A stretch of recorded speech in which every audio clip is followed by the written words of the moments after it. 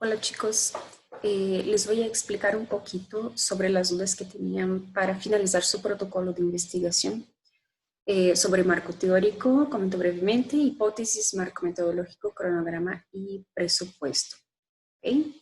Bueno, vamos a empezar por el marco teórico, que yo sé que la mayoría de ustedes ya lo hicieron o lo están haciendo, ¿verdad? Ahí lo que ustedes van a hacer es seleccionar los conceptos más importantes, ¿sí? Y para cada concepto ustedes van a utilizar varios autores, van a leer varios artículos, libros, tesis, y van a elaborar entonces una redacción para cada concepto. La van a dividir por subtítulo, ¿sí? Entonces, si el marco teórico es el punto 7, o sea, 7.1 va a ser el primer concepto, 7.2 el segundo concepto y así sucesivamente, ¿cierto? Entonces, ustedes tienen que seleccionar lo que es más importante. Por ejemplo, si mi trabajo es sobre el patrimonio arquitectónico en Los Reyes, a lo mejor un concepto muy importante es lo que es patrimonio arquitectónico. Otro puede ser relación entre identidad y arquitectura. Otro puede ser un apartado distinto que se llama marco legal dentro del marco teórico, donde puedo hablar de las leyes de conservación, por ejemplo, del patrimonio. Un ejemplo, ¿sí? Y así cada proyecto va a verificar sus posibilidades. Cuanto a la hipótesis, nada más quiero aclarar que si tu proyecto es cualitativo, la hipótesis es descriptiva. Si tu proyecto es cuantitativo, la hipótesis es cuantitativa, es sobre medir algo, comparar mediciones, algo por el estilo, ¿sí? Por lo regular, cuando son prototipos, tiene que ser cuantitativa a fuerzas porque tienen que medir cosas para comprobar su eficiencia u otros factores, ¿bien? Pueden ser mixta también y tener varias hipótesis, no hay ningún problema. De hecho, de cualquier hipótesis que ustedes utilicen, pueden ser varias para cada proyecto, no hay ningún problema. Siempre y cuando sea posible de que al final, en noviembre, ustedes puedan decir si sí, se aprueba esta hipótesis o si se rechaza, que no pasa nada. Si no se alcanzó, si no se comprobó totalmente la hipótesis, no pasa nada. Lo que sí hay que hacer es todo el procedimiento para verificar si es verdadera o no. ¿Okay? El siguiente punto es el marco metodológico, que es donde más habían dudas, ¿no? Entonces, vamos a ver, aquí van a haber tres elementos importantes en el marco metodológico. Primero, tipo de investigación o determinación del tipo de investigación. Ahí ustedes me van a decir si es pura o aplicada y por qué. No quiero saber qué es una investigación aplicada, por ejemplo. Yo quiero saber por qué tu proyecto es aplicado. No quiero saber qué es una investigación cuantitativa. Quiero saber por qué tu proyecto es cuantitativo, ¿sí? ¿Qué tipo de datos va a manejar, va a recolectar, qué tipo de instrumentos, en fin. Es decir, el por qué. Bien, no tiene que ser muy extenso, pero sí hay que decidir si es puro aplicado, cuantitativo, cualitativo, mixto, si es de campo, si es experimental, y ahí pueden ser varias, ¿no? Puede ser de campo y experimental, por ejemplo, en fin, puede haber ahí varias posibilidades, ¿cierto? Depende ahí de cada proyecto. Posteriormente viene la ruta crítica. Aquí les puse un ejemplo de lo que es la ruta crítica, que también había muchas dudas. Es de forma visual indicar los pasos, ¿sí? Y ir colocando en un orden numérico preferentemente. Por ejemplo, aquí está 1, 2, 3, 4, en fin. Ustedes me van diciendo cuáles son los pasos, porque al final, después de esta imagen de su ruta crítica, ustedes tienen que colocarme la descripción de cada uno de los pasos. Cuanto más claro esté la descripción de cada uno de esos pasos, más fácil va a ser para ustedes taller 2, ¿sí? Porque ustedes van a saber exactamente qué hacer, cómo hacer y por qué hacer, ¿sí? Entonces, cuanto más detallados son aquí, en este punto, más claros, más claridad más bien van a tener en taller 2 y para ejecutar el proyecto va a estar súper fácil.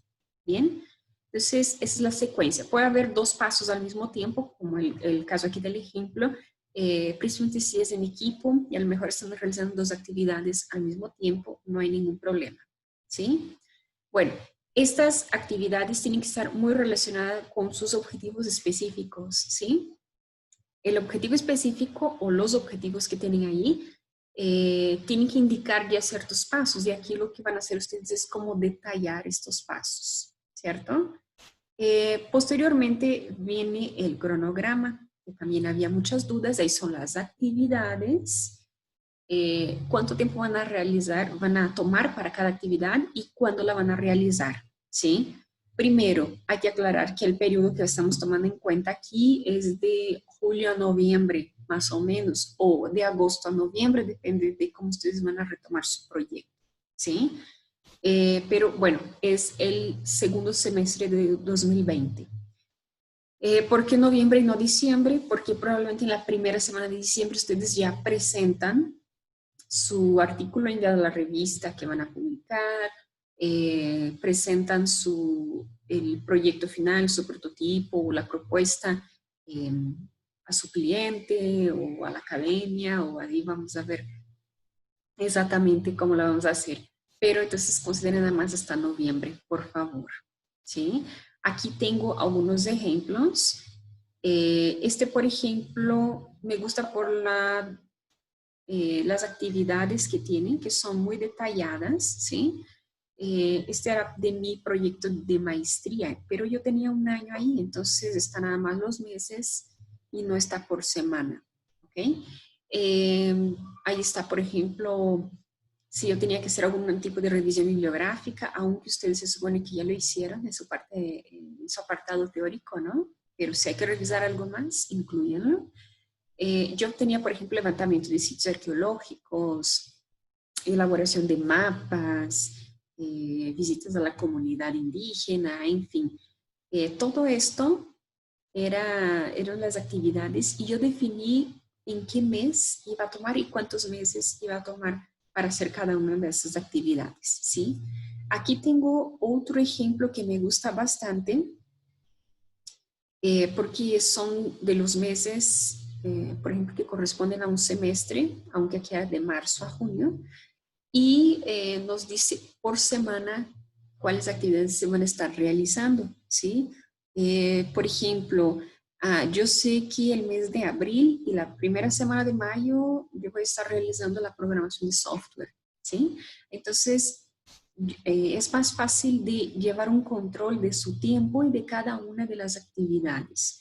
Este es un buen ejemplo. En este caso, esos compañeros fueron tan específicos que colocaron esos numeritos, que era el número de horas que iban a llevar para cada actividad, ¿sí? Entonces, bueno, se puede aplicar también, pero más que nada esto es lo esencial, los meses, las semanas, las actividades y qué tiempo van a tomar en cada actividad.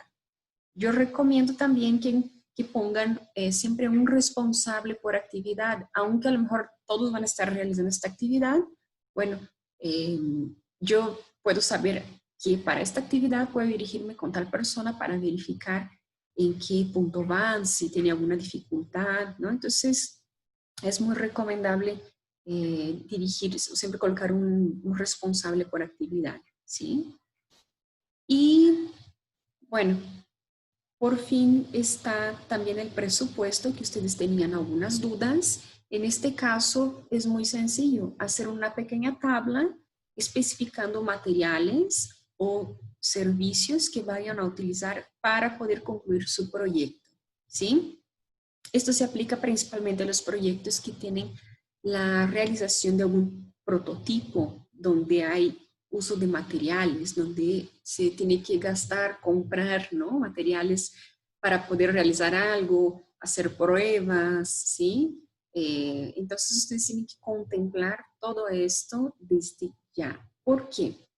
Porque si de repente yo estoy, no sé, mi proyecto es elaborar una máquina del tiempo, pero me cuesta muchísimo, muchos materiales para realizar esta máquina, yo sé desde ahora que mi proyecto no es viable, ¿sí? Y que tendría que replantearlo. Entonces, ese es el objetivo del presupuesto.